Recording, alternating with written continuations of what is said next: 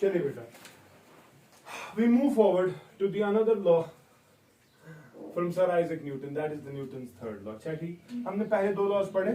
First law, शाबाश, क्या बोलता था? It was discussing the definition of the force. Second law, it was discussing the magnitude and the unit of the force. Now when we discuss the third law, आपको समझ आएगा तीसरे law से क्या सिग्निफिकेंस हमें समझ आती है. ठीक है. Now third law of Newton says बेटा, for example, हमारे पास एक ब्लॉक, ठीक, of mass m. ऑब्वियस सी बात है बेटा, अगर ये किसी प्लेटफॉर्म पे रेस्ट करेगा तो क्या इसका नाम? शाबाश. It exerts some force on the platform which is obviously due to gravity, छा, and that force will be nothing but the weight, सुका बराबर m into g, होगा कि नहीं? Newton's third law states that now this is an action, this is a force which mass m has exerted on the platform. लेकिन इस mass m की वजह से बेटा जो ये प्लेटफॉर्म है ये नीचे नहीं गया, it is in equilibrium. इसका मतलब the platform must exert an equal and opposite force on this block of mass m, equal and opposite. लेकिन देखो समझना, m ने mg exert कराया प्लेटफॉर्म पे, ये प्लेटफॉर्म है, mg on platform by body of mass m. समझ रहा है कि नहीं? न्यूटन छुआ ना, you see प्लेटफॉर्म छू, यहां से करो equal and opposite force exert on m. समझ होता रहा?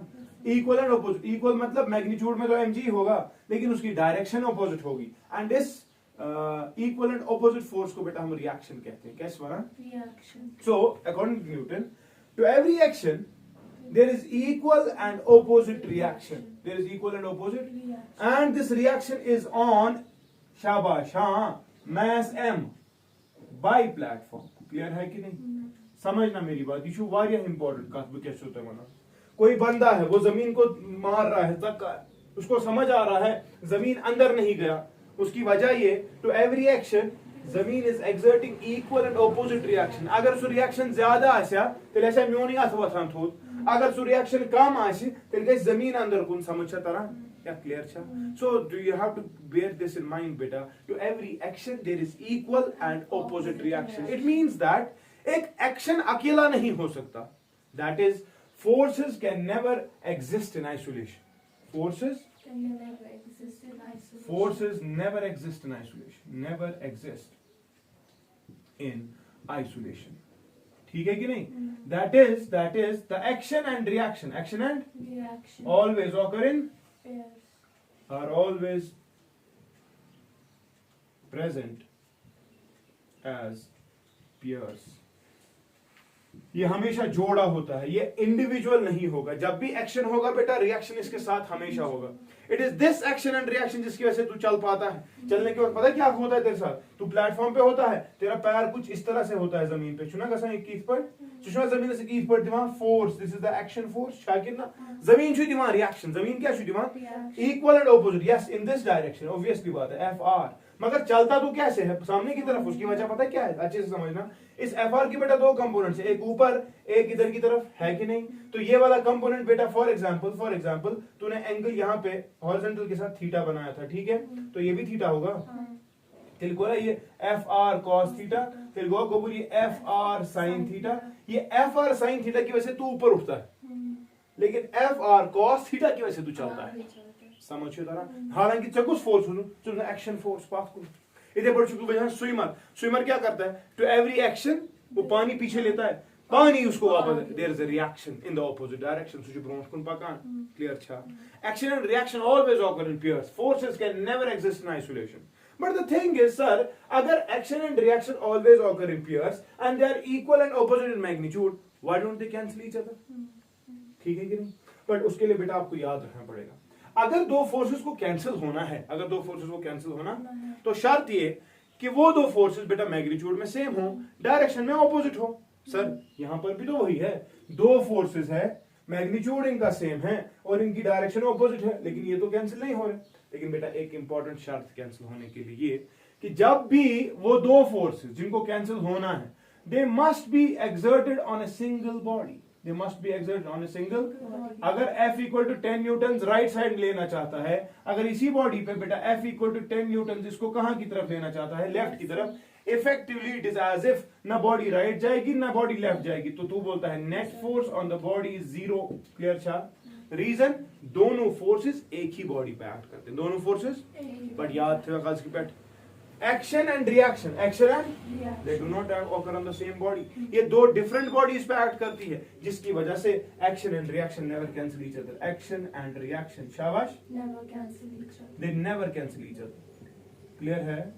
अगर ये एक ही बॉडी पे होते तेरे हकम कैंसिल करे, मगर they act on different bodies. वही मैंने लिखा, mg on platform by m एंड mg on m by platform. ये दो डिफरेंट बॉडीज है ना, समझिए तरह। यानी कि ये बात हो रही है, समझना मेरी बात, force exerted by m on platform on Platform. It is equal to force exerted by platform on body m।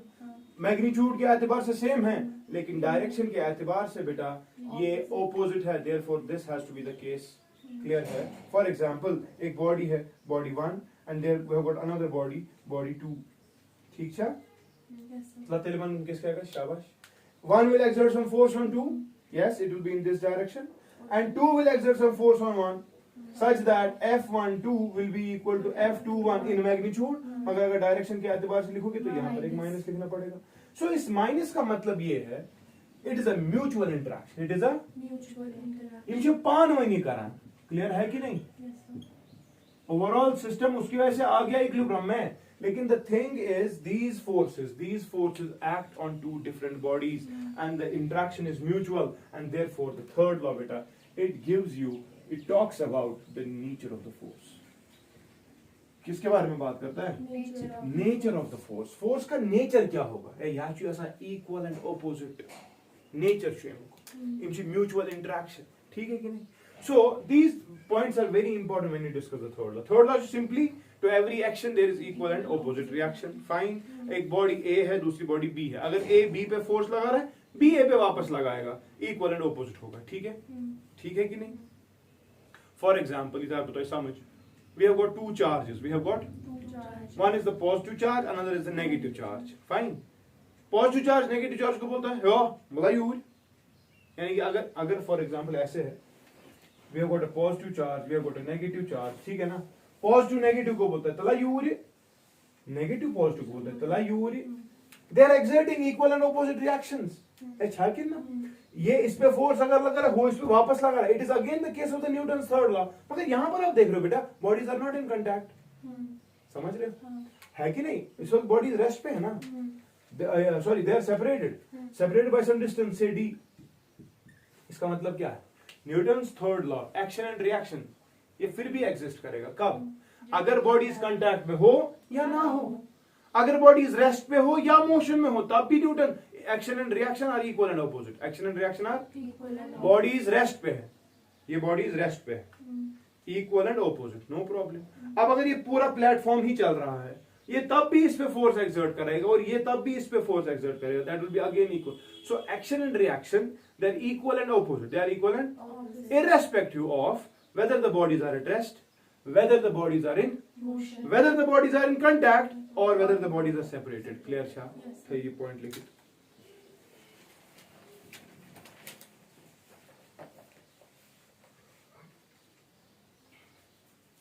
Action and reaction are always equal and opposite, irrespective of the bodies being at rest or in motion, in contact or separated by some distance।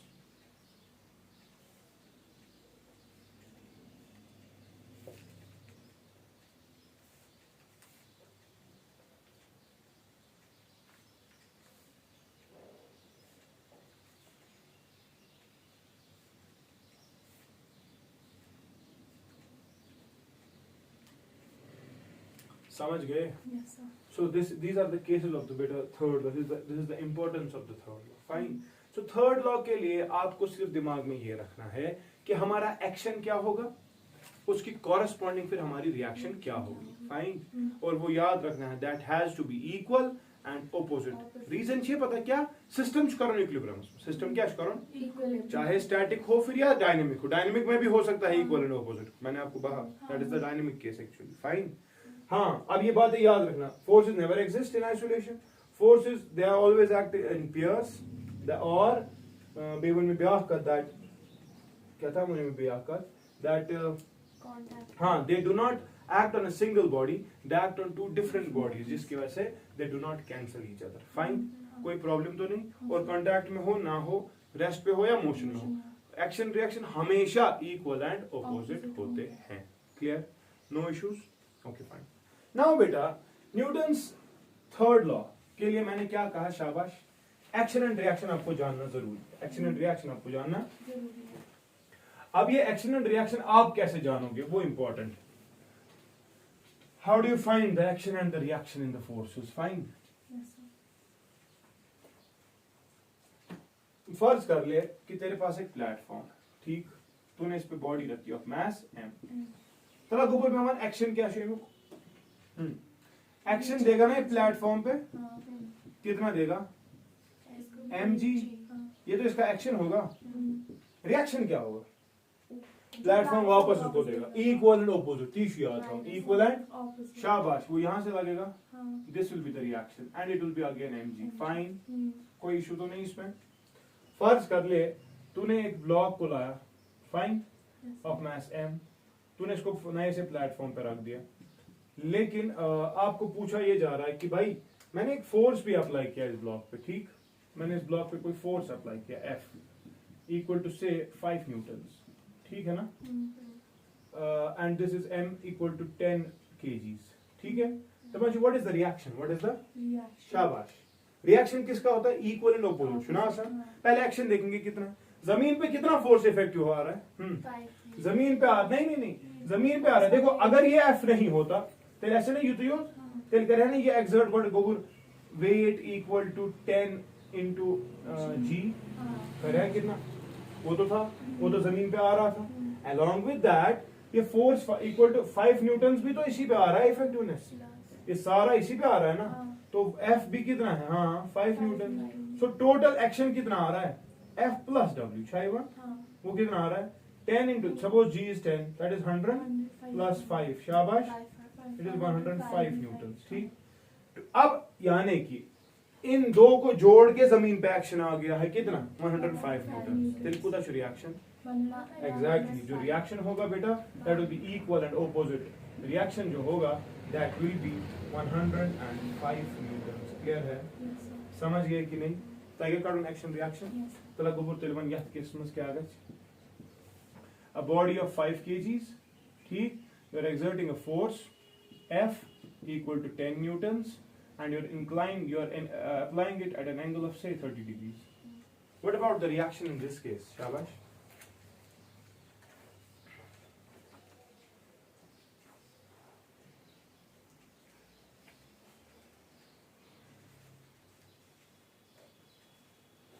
शाबाश शाबाश. अगर ये नहीं था तो wait तो था, फिर भी वेट तो जमीन पे ही आएगा ना. क्या कह रहे ना, वेट कितना आएगा? 5 into G, that is 50 newton. ठीक है, ये ठीक है. मगर को बोल ये फोर्स देखो, ये फोर्स भी इस ब्लॉक को बोल रहा है जरा तू इधर जा. देखो देखो, ये फोर्स इस ब्लॉक को बोल रहा है इधर जा. शुसा माना, ऑब्वियस ही बात है, ये force at an angle of 30 degrees लग गया है विद द हॉरिजॉन्टल. सुना? अब देख लो ये फोर्स कितना है? 10 न्यूटन. तो बेटा इस फोर्स के दो कंपोनेंट्स छा अख कंपोनेंट को सु कंपोनेंट युस वनान तला बोन कुन पाक, ब्या कंपोनेंट सु कम युस वनान तला राइट कुन पाक. तो राइट वाला कंपोनेंट शायद 10 cos 30 है और नीचे वाला कंपोनेंट शायद 10 sin 30 है. छा वो है कि नहीं? तो जरा अकल लगाना इस वक्त मैं क्या कह रहा हूं. जमीन पे अब नेट फोर्स कितना है? 50. हाँ, एक तो 50 है, W तो है, और आपने इस फोर्स का एक कंपोनेंट दिया ना, तो वो भी जमीन को ही लग रहा है. शाबाश. चुना 10 sin 30 प्लस 50 न्यूटन सोन असली एक्शन. एक्शन तो वो लग रहा है क्योंकि इसकी वजह से W नीचे और इसकी वजह से 10 sin 30 वो भी तो नीचे ही है. जमीन दी ना तो एक नॉर्मल रिएक्शन, रिएक्शन जो देगा जमीन वो कितना होगा फिर? शाबाश. 10 sin 30 इज 1/2. सुना? 1/2, so it is 5, so it is 55 Newton. समझ गया? सो रिएक्शन हमारा बेटा 50 क्योंकि इक्वल एंड ऑपोजिट. क्लियर? लेकिन एट द सेम टाइम ये यहाँ पर एक कंपोनेंट है बेटा 10 cos 30. वो कैसा कंपोनेंट है? हाँ, जो इसको बोलेगा चल मेरे साथ, एंड उस कंपोनेंट की वजह से इसमें एक्सेलरेशन आएगी। न्यूटन सेकंड लॉ छुना फोर्स छो आसान बराबर मास इनटू एक्सेलरेशन छा आसान सकूदा फोर्स। अगर आपको बोलेगा क्वेश्चन आएगा कि एक ब्लॉक है उस पे फोर्स लग रहा है 10 न्यूटन, बता उसकी एक्सेलरेशन क्या होगी। इन न्यूटन सेकंड लॉ का क्वेश्चन बन सकता है, लेकिन उसके लिए बेटा तू क्या करेगा, तब देखो नॉर्मल रिएक्शन ढूंढने की जरूरत नहीं है। तब तू क्या करेगा, तू बोलेगा कि ये 10 न्यूटन तो लगाया, लेकिन चलाने के काम सिर्फ 10 cos 30 आया है। समझ आ गया? 10 cos 30, so 10 cos 30 is the effective force, 10 cos 30 शायद √3/2 होता है, it will be mass, तो इसका 5 है into acceleration, तो therefore the acceleration will be √3 meter per second square। Clear? अच्छा, ये थोड़ा समझ। Acceleration is not due to 10 newtons, but it is due to 10 √3/2 newtons। समझ आ गया ना? Fine, clear? अच्छा कि ना? हाँ, तो हाँ sir, what about the friction? Friction भी हो सकता है जमीन को रोक, लेकिन इस वक्त बेटा कंसीडर कि यहाँ पर प्लेन हमारा स्मूथ, ठीक है, we do not have a rough surface, we have a smooth surface. Otherwise 10 cos 30 शायद काफी नहीं होगा इसको चलाने के लिए due to friction, but friction जब पढ़ेंगे तब इसका समथिंग चीज क्लियर। फाइन, जरा इसमें बताओ क्या आएगा फिर reaction. What about this? You got a block of mass m equal to say 1 kg, and you are applying a force F equal to 6 newtons at an angle of say 30 degrees. 30 degrees with the horizontal. Fine. Just tell me what is the normal reaction. What is the reaction in this case? And if the block will move, tell me with what acceleration.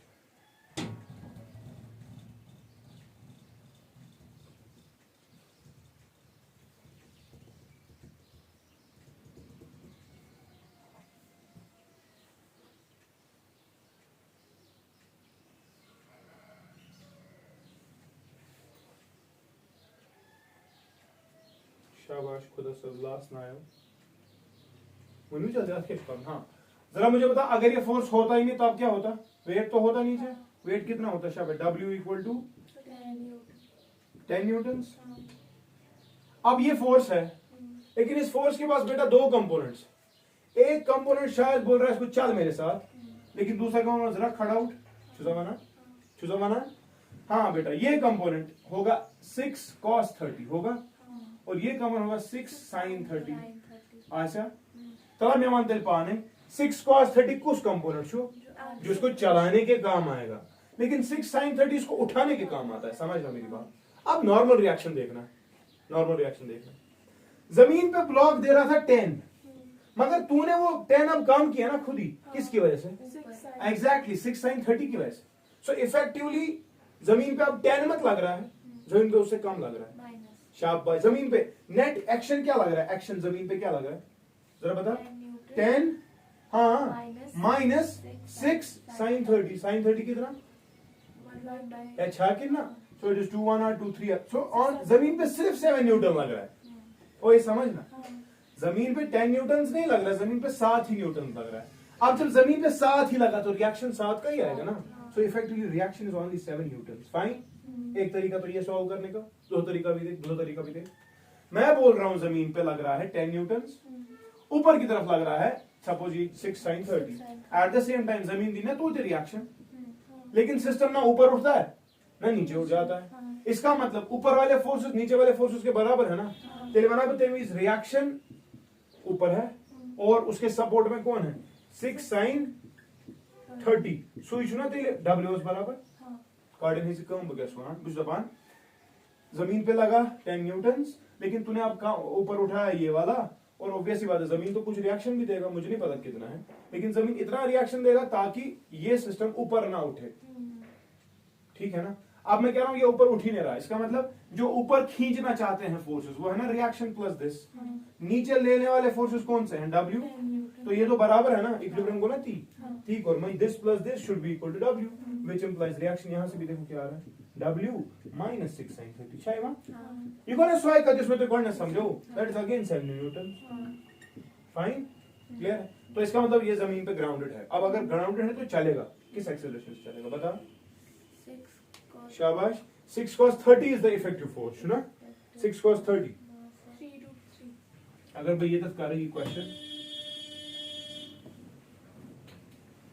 F is equal to mh हाँ force कितना लग रहा है 6 cos Cos 6 cos 30 ये कहते हैं बराबर मास मास कितना है बॉडी का 1 kg मल्टीप्लाइड बाय इसकी एक्सेलरेशन वो हमें निकालनी थी which implies 6 cos 30 कितना होता है रूट 3 बाय 2 2 1 और 2 3 so acceleration is beta 3 root 3 metre पर second square fine Yes, sir. Clear छा सो ओवरऑल ये आपको याद रखना है कि इफेक्टिव फोर्स कुछ रिएक्शन को कंट्रीब्यूट कौन करेगा बस क्वेश्चंस में यही देखना है ठीक है ओके नेक्स्ट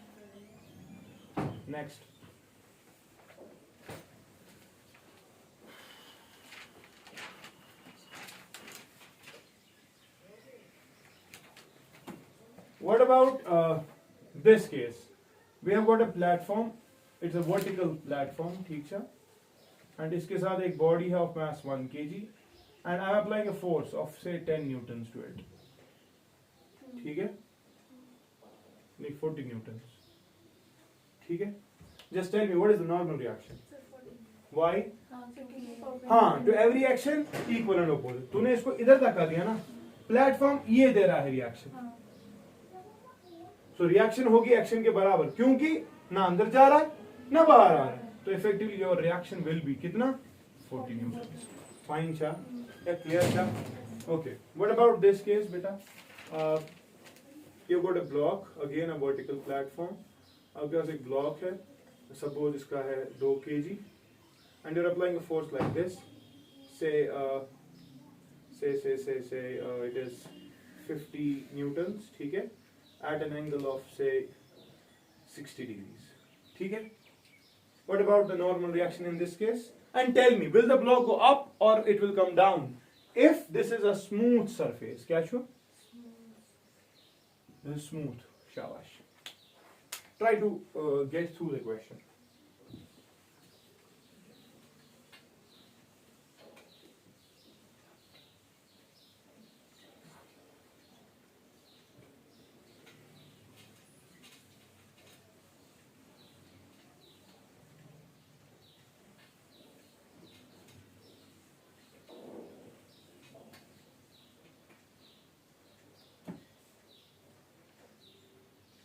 शाबाश इसमें में reaction और acceleration नहीं. हाँ you have to find that you have to नहीं you don't have to find just tell me whether it will go up or down फिर हम एक्सप्रेशन खुद निकालेंगे या अगर निकाल सकते हो that is good बताओ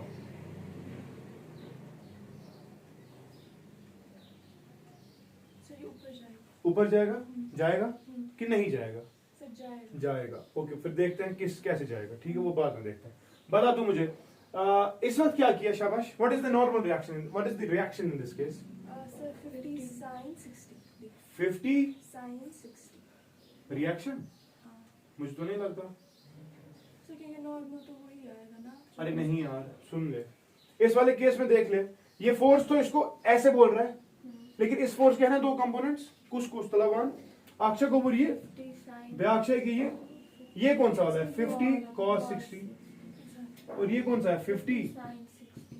तो मुझे बता जमीन प्लेटफॉर्म पे परपेंडिकुलर कौन है प्लेटफॉर्म को धक्का कौन मार रहा है हाँ, 50 cos 60 so 50 cos 60 को रिएक्शन मिलेगा so your reaction will be only 25 newtons fine that will be the reaction also क्योंकि जमीन दी ना वापस इस पॉइंट so कुछ दी 50 cos 60 1 by 2 is 25 newtons fine इसमें कोई इशू नहीं so reaction is 25 newtons fine लेकिन बेटा अब दिमाग लगाना है 50 sin 60 इस ब्लॉक को बोल रहा है तला है और खास क्या ऊपर जाएगा लेकिन इसको नीचे से भी एग्जैक्टली नीचे से क्या नीचे से इसको ग्रेविटी बोल रही है नीचे आ है कि नहीं पहले वो देखना पड़ेगा हमें कि कहीं तो वही ज्यादा नहीं है वो भी देखना पड़ेगा तो चलिए देखिए शाबाश अगर इस ब्लॉक का वर्टिकल इक्विलिब्रियम देखा जाए वर्टिकल इक्विलिब्रियम ये 2 kg का है ठीक है ना नॉर्मल रिएक्शन के सामने कोई गर्ज नहीं है हम ये देखना चाहते हैं कि हमने इस ब्लॉक पे ऊपर लगाया force 50 sin 60 sin 60 is root 3 by 2 so it is 25 root 3 yeah newtons ऊपर की तरफ वही लगेगा ना 50 sin 60 is 25 root 3 ठीक है वो तो हो गया जो तेरे को बोल रहा है ऊपर जा लेकिन नीचे कौन इसको खींच रहा है हाँ इसका वेट, दैट इज से for example 2 into 10 that is 20 Newton. Yes, हमारा ज्यादा फोर्स ऊपर है कि नीचे? ऊपर की तरफ है, तो ऑब्वियस सी बात है ऊपर ही जाएगा। किस फोर्स से? एफ नेट से। वो कितना होगा? हाँ 25√3 minus 20 newtons. Fine. This is the force which will produce acceleration in the block. समझो तरह, इसकी वजह से इसमें acceleration आएगा। And acceleration you know it is equal to F by m। अच्छा कितना? तो ये कितना आएगा? 25√3। जल्दी जल्दी बता। √3 1.7 होता है। कर जल्दी। 25 into 1.732 minus 20। 25 into 1.732 32 minus 20 कितना? हाँ बताना। 233/10 so it is 23.3 सुना? Divide by mass, what that is 2। जरा कर डिवाइड बाय 2 इसको 11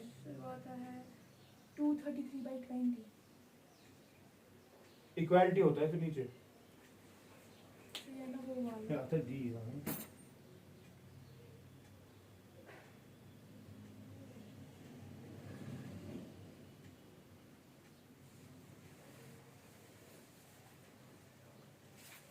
होने आता ना कितना चुनूं कैलकुलेटर आ गया देख 11.65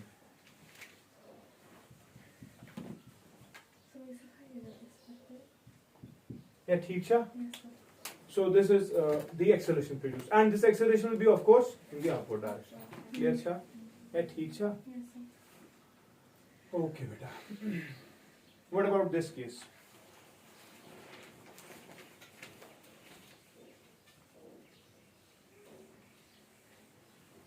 What about this case? We have got a block of mass m, ठीक है, equal to say 2 kgs. It is resting on an inclined plane which is smooth, ठीक, which is inclined at an angle of theta. Fine. Just tell me the normal reaction and tell me ये block कहाँ जाएगा, ऊपर आएगा कि नीचे? अगर नीचे आएगा तो किससे? शाबाश।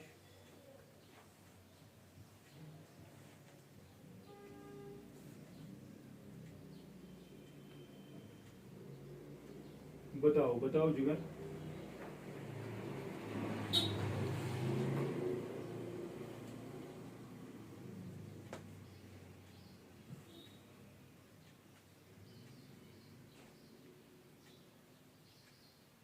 बताओ तो सही, देखो तो जरा। इसका नॉर्मल आएगा 20 cos। Normal first of all we'll check the reaction is it. देखो बेटा क्या करना है, सबसे पहली चीज block exerts a force mg that is equal to the weight that is equal to 20 newtons नीचे की तरफ है। लेकिन इस 20 के बेटा दो कंपोनेंट्स, एक कंपोनेंट बोल रहा है उसको बोनवास चढ़ाई थी ब्याक छुटवा जमीन से किदा एक की। अब एंगल चेक करना है, याद रखना मेरी ये बात। अगर बेटा दो लाइंस है, अगर दो लाइन और इनके बीच का एंगल है थीटा, इनके बीच का एंगल है थीटा, तो बेटा अगर आप इन दोनों लाइंस पे परपेंडिकुलर्स ड्रॉ करोगे, क्या करोगे ड्रॉ? तो जो परपेंडिकुलर्स होती है उनके बीच का एंगल भी थीटा होता है। कहने का मतलब ये तो लाइंस है at an angle of theta, इस पे परपेंडिकुलर डाल, अब इस पे परपेंडिकुलर डाल, दोनों परपेंडिकुलर्स है ना, जो इनके बीच का एंगल है ये भी थीटा होगा ये भी थीटा होगा। Fine, clear. अच्छा चलिए यहां आते हैं। ये दो लाइंस थी दरअसल, इनके बीच का एंगल था थीटा, ये वाली परपेंडिकुलर है इस वाली पर और ये वाली परपेंडिकुलर है इस वाली पे, तो इनके बीच का एंगल भी कितना होगा? तो देयरफॉर बेटा दिस एंगल इज थीटा। समझ गया ना? अगर ये थीटा है तो चाहिए w cos थीटा, तो चाहिए वो w sin थीटा। मानता है कि नहीं? अब रिएक्शन देखना है ना, जमीन देगा रिएक्शन किसको? असल में बेटा रिएक्शन W का ही आता पहले, पद रिजॉल्व करो, लेकिन इस वक्त मैं एक खास किस्म की रिएक्शन की बात कर रहा हूं, which is the normal reaction, which is the normal reaction, the reaction which is normal to the plane, which is perpendicular to the plane. Fine, ठीक है ना? तो मैं उसकी बात कर रहा हूं, इसीलिए मैंने mg को रिजॉल्व किया। अदरवाइज बह कर mg रिजॉल्व के बतावन इथे कन रिएक्शन लगे हेर कुन गोड तथ रिएक्शन नेरहन ज कंपोनेंट्स, एक निकलता इधर की तरफ, एक निकलता इधर की तरफ।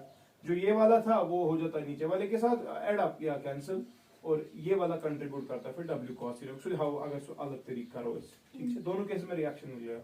लेकिन इस वाले केस में जो मैं रिएक्शन देखना चाहता हूं that is the normal reaction. सुकुस रिएक्शन छो normal reaction, because that is the reaction which is perpendicular to the plane, ठीक है ना। अदरवाइज जो जनरल रिएक्शन था वो ये था इधर की तरफ, ठीक है ना। लेकिन I am talking about normal reaction which is this. Normal reaction को मैं इस वक्त n से लिख रहा हूं, किससे, n से। तो ना ब्लॉक ऊपर उठ रहा है ना ब्लॉक अंदर जा रहा है, तो नॉर्मल रिएक्शन है कितना, w cos theta, w is 20 cos theta, ठीक है, डिपेंड करेगा एंगल कैसे। लेकिन ये वाला कंपोनेंट देख बेटा w sin थीटा, इसके खिलाफ तो कोई फोर्स नहीं, माश। Therefore this w sin theta has the tendency to शाबाश make this block come down, है ना। so फोर्स एक लग रहा है ब्लॉक पे, कितना, w sin थीटा। अच्छा, जो इसको बोल रहा है कि तू नीचे आ, वही इसमें एक्सेलरेशन प्रोड्यूस करेगा ना। फोर्स का बराबर मास इनटू एक्सेलरेशन, w तो है ही m into g sin theta, है कि नहीं, m एंड m विल, है ना। एक्सेलरेशन कितना आया, g sin थीटा, फाइन। सो इस वाले केस में ये समझ आ रहा है, ये ब्लॉक जब भी फ्री फॉल होता था एक्सेलरेशन होती थी g, ये भी तो फ्री फॉल ही है, मगर ये इंक्लाइंड प्लेन, इस वक्त एक्सेलरेशन g नहीं, जी साइन थीटा। तो वो यार ये डिपेंड करता है कि थीटा आपका कौन सा, कभी ये वाला थीटा देखे हो तब एंगल चेंज हो जाएंगे, fine. But generally you should be able to resolve the forces, you should be able to, ठीक है कि नहीं। जितना आप फोर्सेस को रिजॉल्व कर सकते हो बेटा उतना आपके लिए फायदा, क्लियर, फाइन, ओके। अगर मैं कहा करे शुद्ध ही रिजॉल्व, ये अगर मैं सिंपली रिजॉल्व करता, मैं W को रिजॉल्व नहीं करता, ठीक।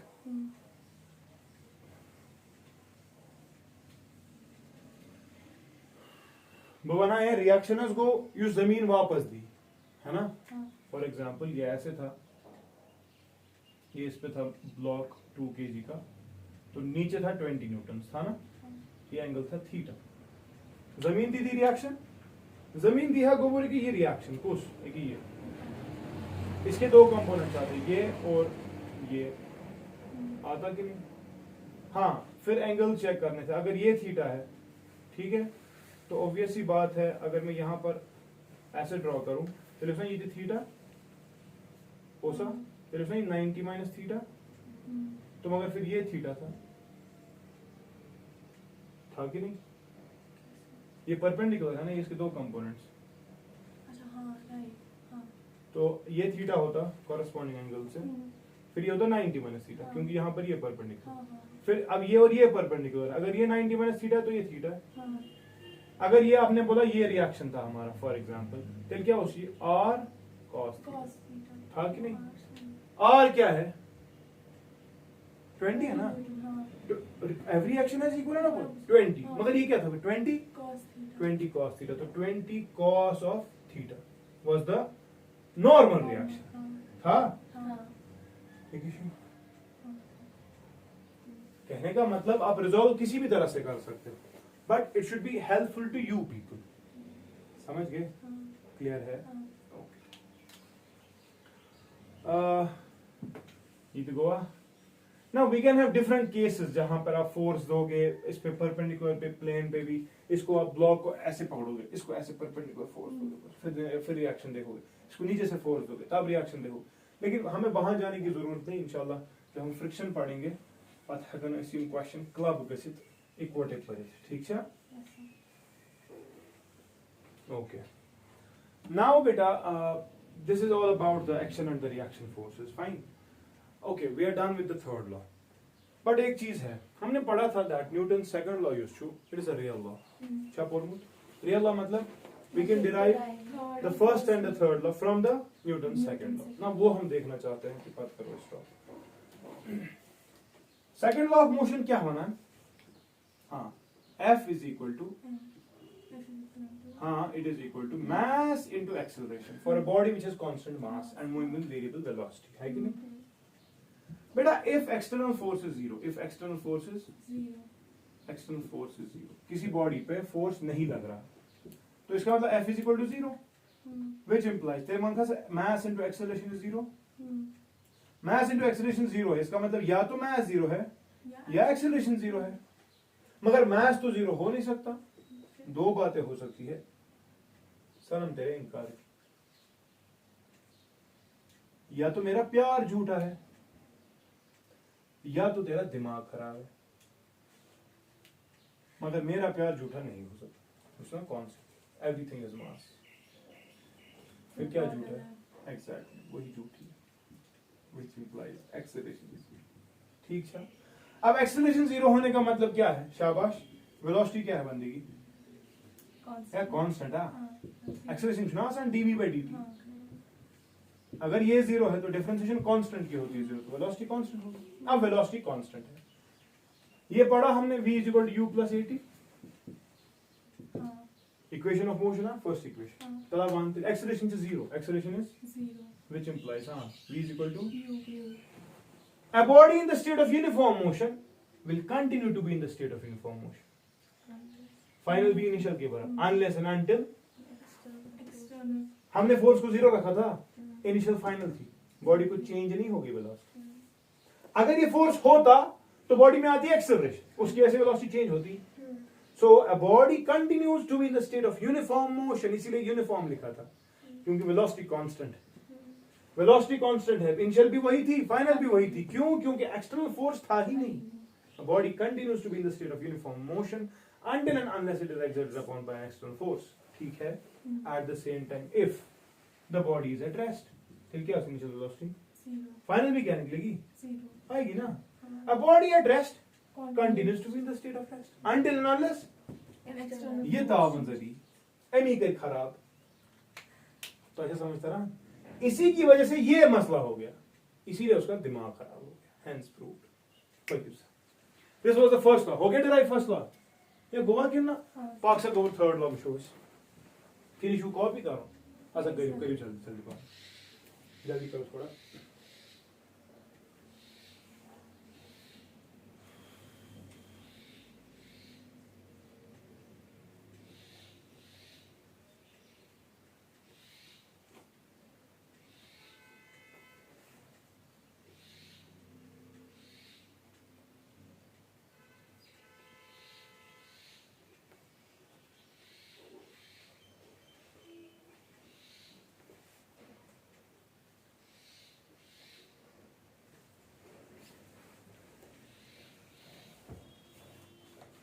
ज़्यादा परेशान क्यों हो रही तू? मागस परेशान क्यों? तो खुश। चलिए बेटा। From Newton's second law, I'm going for the third law. ठीक है? Third law क्या बना? To every action there is equal and opposite reaction, say for example बेटा we have got two bodies. कितनी bodies है हमारे पास? two bodies, We have got two bodies, A and B, which are mutually interacting on each other. ठीक? Such that this is a force F12 exerted by A on B, and of course there will be a force F exerted by B on A, such that no external force is acting on the bodies. ये mutual interaction में है बस आपस में, बाहर से कुछ भी नहीं है, फाइन। लेकिन कोऑर्डिनेट यम पान वन अकिस बेकिस फोर्स लगान, न्यूटन सेकंड लॉ छ पता क्या उसको ना, whenever an external force, whenever a force acts on a body, it has a tendency to change the momentum of the body, momentum, and the change takes place along the direction of the applied force. याद है? तो उसने कहा था force usually dp by dt, बोला था second law. अब समझना, इंडिविजुअल ओवरऑल देखा जाए externally no force is exerted, but अंदर से देखेंगे तो ए ने बी पे ये लगा दिया, तो मुझे बता F12 फ्रॉम सेकंड लॉ की डेफिनेशन क्या होगा फिर? D by dt of momentum of second, मानता है? पहले समझना इस बात। Force, whenever a force is exerted, it changes the momentum and the change takes place along the direction of the applied force. वही तो है सेकंड लॉ। मैं बोल रहा हूं they are mutually interacting. A ने B पे लगाया फोर्स 1 2, B ने लगाया A पे फोर्स 2 1, ठीक छा मुझे पानवेन फोर्स लगाओ म्यूचुअल इंटरेक्शन है एक्सटर्नली कोई फोर्स नहीं एक्सटर्नली कोई फोर्स तो इंडिविजुअली जब ए ने बी पे लगाया तो जब बी पे कोई फोर्स आ गया कितना 1 2 वो बी का मोमेंटम चेंज करेगा ना करेगा कि नहीं तो F12 बी का मोमेंटम चेंज कर रहा है वही तो है सेकंड लॉ सिमिलरली F21 क्या करेगा फिर ए का मोमेंटम चेंज सो करना इंडिविजुअली dp1 by dt जरा इन दो को ऐड कर first and second adding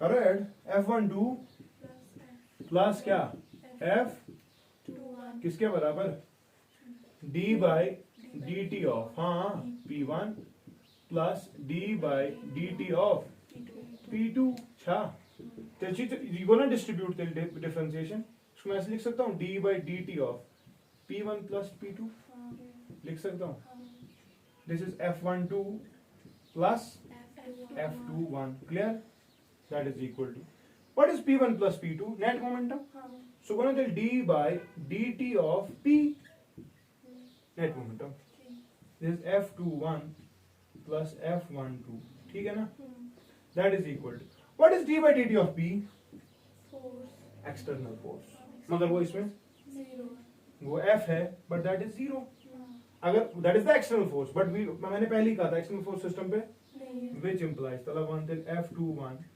is equal to minus F12 which is nothing but third law and speed मुबारक ठीक है so whenever there is an action there is equal and opposite but for Kashmiris whenever there is an action we multiply the force we store the force we amplify it and then we send it back so you will be targeted basic है okay inshallah now this is done we'll go for impulse and I think उसके बाद फिर हम थोड़ा inertial frames की बात करेंगे फिर हम lifts की बात करेंगे weight को क्या होता है because अब तीनों laws आते हैं पर कनेक्टेड मोशन ठीक है I'll stop here thank you so much